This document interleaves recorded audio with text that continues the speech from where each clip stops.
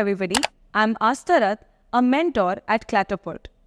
Today, let's discuss whether or not taking a drop year is even a prudent choice. So, personally speaking, I took a drop year after my 12th standard to pursue CLAT. Now, let me tell you about my motivations.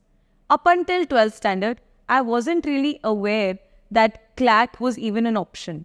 I was a science student, I had other things in mind, and later, at the end of class 12, is when I realized maybe that's not where I want to be later. So when I came across CLAT, it was already a little late to take it the first time around. However, I took that leap of faith and I took that 1 year and prepared and cracked it later. So if you are in a situation like me, then fret not. Taking a drop year is definitely a good decision. However, let's talk about what are the few issues that we might face when we take a drop year and how can we potentially overcome them. Number one is overthinking.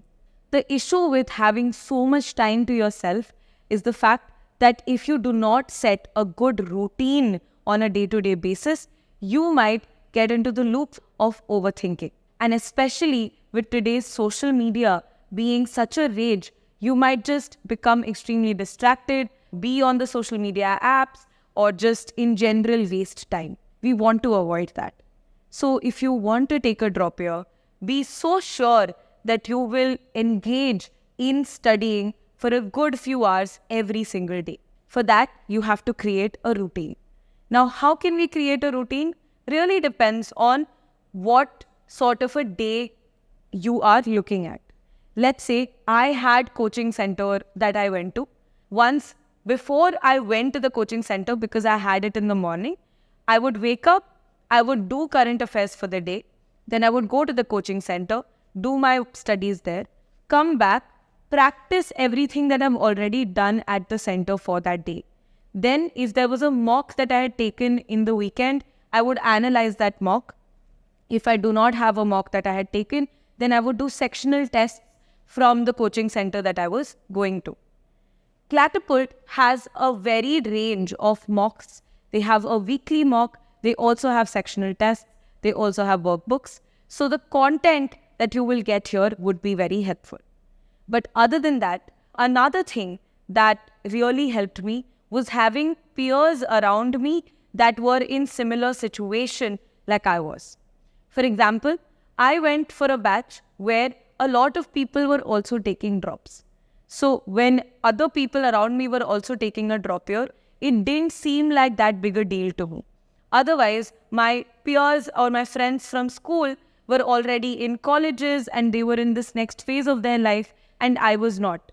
So that entire year could have been very anxiety ridden for me. However, knowing that there were people around me that were similarly placed really made me calm. Another thing that I did was I set goals for myself. Now you have 5 subjects, right?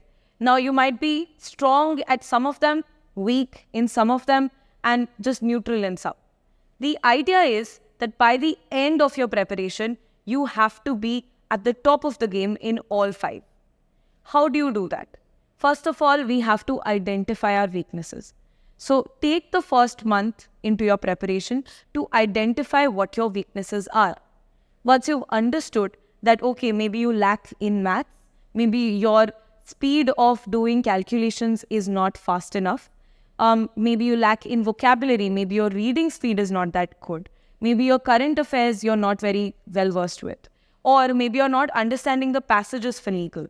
So whatever it may be, figure out your weaknesses and then work on them one by one. Do not attempt to do everything together. That becomes extremely messy and at the end of the day, you're left with no direction whatsoever. How you channelize or how you compartmentalize your weaknesses and then make them into strength is through ensuring that initially, let's say in one day, I give a realistic 2 hours to preparing one subject and another 1 or 2 hours to preparing the other subject. But on a day-to-day basis, thinking that I will be doing all 5 might be a stretch from the very beginning. Later, once I gain momentum, I can be there.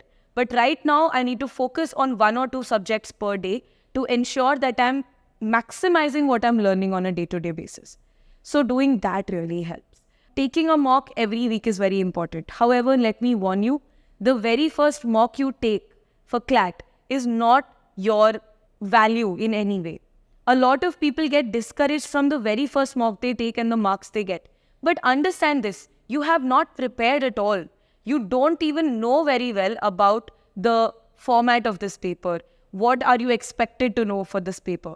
So it will only build very slowly and gradually, and we have to give ourselves that time and patience and keep working at it. Now let's say you're somebody who's already taken CLAT once and wants to take it again because you did not get your desirable score.